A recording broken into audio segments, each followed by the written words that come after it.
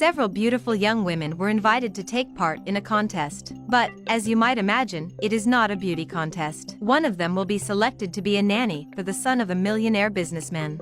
Because of this, the salary will be significant. The little Chris points out that all of them have a chance to become his nanny, but before that it will be necessary for them to do some tests. With his father's permission, the rich boy orders the maid to start the trials. In the first challenge, the woman takes each of the contestants a plastic cup with water inside. The tall, strong security guard hands the cups to the attractive young women who yearn to become that rich boy's nanny.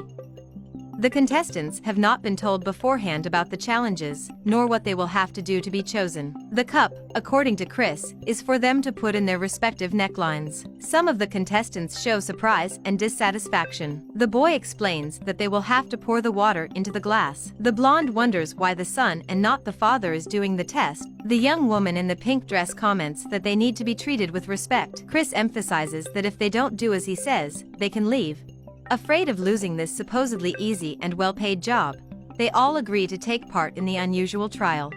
The one who first tries to put water into the glass is a beautiful contestant in a black dress. The rich boy congratulates her for having succeeded. Next is the also attractive girl in the pink dress. She also manages to pour water accurately into the glass. But for Chris, it wasn't good enough, so he makes a few notes with his pen on a sheet of paper. Next is the blonde. Without proper cleavage, she manages to pour the water into the glass, but not very resourcefully, and the arrogant boy makes this clear. Lastly, it is the turn of a beautiful brunette, but she is stubborn and spills the water on the table. She blames the boy for inventing these meaningless tests. Chris complains that she is so careless that she has messed up his notes. The woman shouts that she doesn't care. She stresses that a job interview is a serious thing. A child can't be in charge. The boy replies that the chosen nanny will work for him. The woman, however, does not care and demands that his father be called immediately. Chris claims that his father is not there, and repeats that if she doesn't want to, she can leave.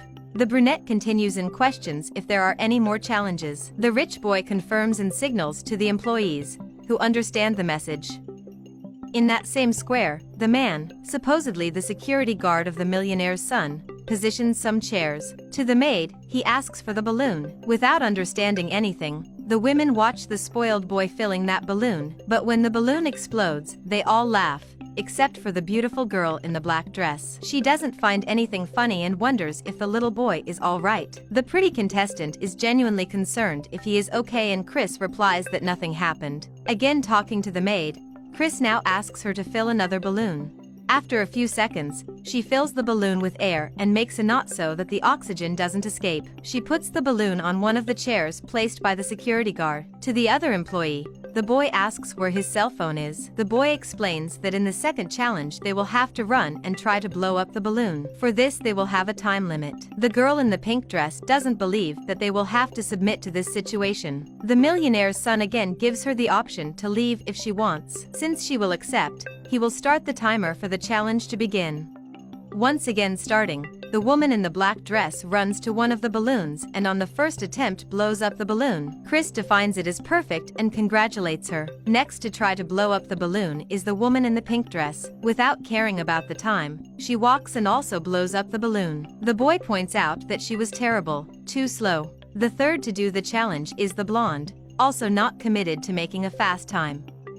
With a little difficulty, she manages to pop the balloon, but, of course, her time was even worse, and the millionaire's son highlights that. "You'll regret it," she replies to him. The fourth is the brunette, the most questioning of the methods applied by the boy, and also the one who takes the longest to pop the balloon.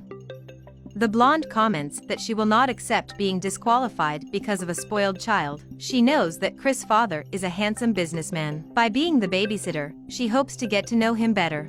Everyone, though, listens to what she says. The one in pink thinks the same. She states that she will not let that boy ruin her plans.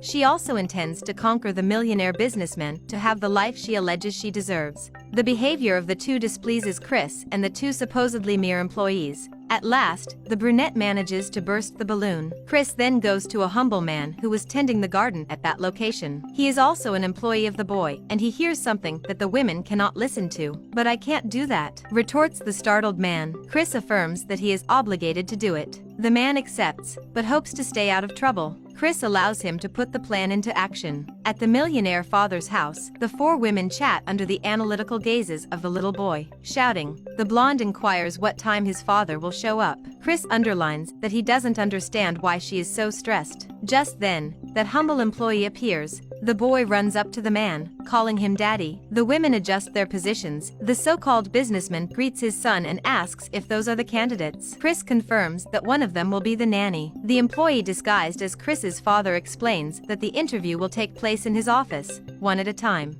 He will be waiting there for each one of them. Yes, sir, they answer in unison. The first to get up to do the interview is the blonde. In the office, she walks up to the businessman in a not very appropriate tone, we can say. With her leg on the table, the man questions if she is the candidate Mayra. The blonde confirms and kisses the man. Soon after, the candidate who appears is the pretty one in pink. No doubt, she has the same intentions as the blonde and leaves it clear soon after opening the door. Without scruples, she sits on the supposedly rich businessman's lap. Minutes later, it's the brunette's turn, also willing to do anything to be the millionaire boy's nanny. She shows off to the man not as a future nanny, but as another kind of professional, if you know what I mean. The only one left is the pretty one in the black dress. Chris explains that her turn is delayed because some women are interested in the money. He tells her that many nannies are only interested in his father's fortune. But the beautiful woman promises that she is not like that. Her short dress, she explains, is on loan. Another thing, she is a mother and loves to take care of children.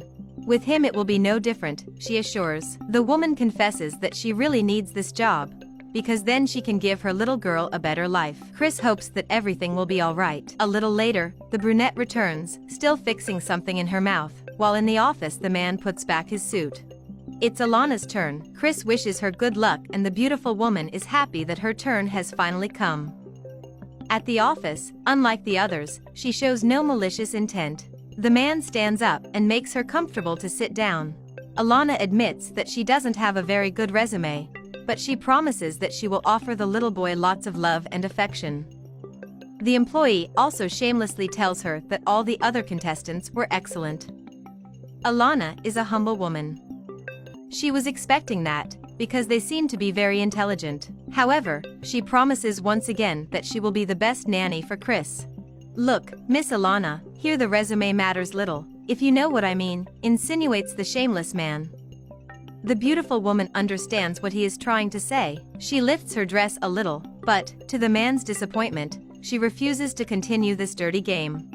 Alana points out that, even though she is in dire need, this is not in accordance with her character. She thinks it's better to leave, but he doesn't intend to let her go. In a threatening tone, he demands that she stay if she really wants the job. Hearing the screams, the boy enters the room and asks what is going on. He questions directly to the father. The man justifies that the interviewee is giving him a job. Alana apologizes, but Chris demands that his father leave the office. Alone with the boy, Alana reinforces that she really needs the job. Nevertheless, she will not allow any stranger to try to take advantage of her fragile economic situation. What she wants is to work honestly in that house and take care of Chris. The naive boy doesn't understand why she is refusing to do the interview. Alana, though, will not agree to do anything to be chosen. Chris runs after her so that the beautiful and honest woman doesn't leave. She reinforces that she refuses to accept that. The rich boy requests that she sit in the office and do only the interview, nothing else. Then she goes, because Alana really needs this job badly. On the couch, the one in the pink dress wonders if Alana has been disqualified. She answers that no. What happened is that she didn't accept to do what they probably did. The three women laugh and the blonde ironically comments that she didn't do it because she doesn't have the best to offer. Minutes later, the man pretending to be Chris' father reappears with the definition. At that moment, however, a well-dressed man arrives at the house. He is surprised by this scene. "Dad," shouts the boy. To the employee, the real father doesn't understand why he is wearing his clothes and why those women are there. The boy explains that he asked Alan the clerk to help him with the interview. The businessman scolds his son and complains about the employee doing this. He is a gardener and should be outside. Alana laughs. As the saying goes, who laughs last laughs best. The blonde is incredulous that he used them in such a dirty way. Also outraged, the brunette shouts that she will have to brush her teeth to clean this poor man's saliva. The businessman orders silence. He wants to understand once and for all what is going on and if those women really kissed Alan. "I'll explain later," he replies, "but Chris will do it right now." The boy admits that this is all his fault. He decided to do this interview for a new nanny because he feels so lonely. This feeling has been in his heart especially since his mother didn't survive an accident. Chris wants someone to play with him, a nanny. The boy's father apologizes that he is feeling so alone. The man admits that he has been very dedicated to his work and didn't realize that he was doing this to the point that Chris lacked love. But the boy claims that none of them are good enough to take care of him. One of them even yelled at him. The pretty but cynical one in pink suggests that he is mistaken. She has always treated him very well. The blonde accuses the boy of being a liar. According to her, children that age always get things wrong. Chris emphasizes that all are interested in his money, except one. The three greedy candidates pretend not to know what he is talking about. To prove it, he reveals that he has everything recorded. Then he asks the employee Alan to show the video recorded on the cell phone. Raul receives in hand the recordings that prove the women's inappropriate behavior. The employee comments that 3 of those applicants, unfortunately, are not qualified to take care of Chris. They are, in his judgment, arrogant, haughty and rude. They definitely cannot be hired to care for the little boy. Except for one, he pointed out. The businessman has seen enough and gives the cell phone back to the employee, whom he praises for the perspicacity of having left the cell phone in the drawer filming their attitudes. Alan explains that he did this precisely because he doesn't want just anyone to take care of Chris. At last everything is explained. Raul now knows what to do. From what he saw in the video, the only woman able to take care of his son is the candidate Alana. The other 3 he orders to leave immediately. The women with no character still have the nerve to complain. The brunette promises that she can become his mother. The other 2 also make miraculous promises. Raul comments that there is nothing more to discuss after what he has seen in the videos. Before she leaves, the brunette, with her finger raised, says that he will regret not hiring the woman who could become the boy's new mother. The blonde, in turn, admits that she didn't want to take care of that spoiled boy. The one in the pink dress confesses that she was only interested in his money. With the verdict, the millionaire man goes to Alana and congratulates her for being the chosen candidate to be his son's nanny. The honest woman greets him and underlines how much she enjoys taking care of children. Taking care of Chris will be an honor, she says, besides the fact that she really needs this job. But regardless, she recognizes that Chris seems like a great boy, very affectionate, so she is sure that they will build a beautiful friendship together. The businessman announces that she is hired right away and asks Alan to show her the house and the uniform she will be wearing. In addition, he also asks the employee to take off his suit. The boy is very excited that she was chosen as his new nanny. The beautiful woman is sure that they will have a great time.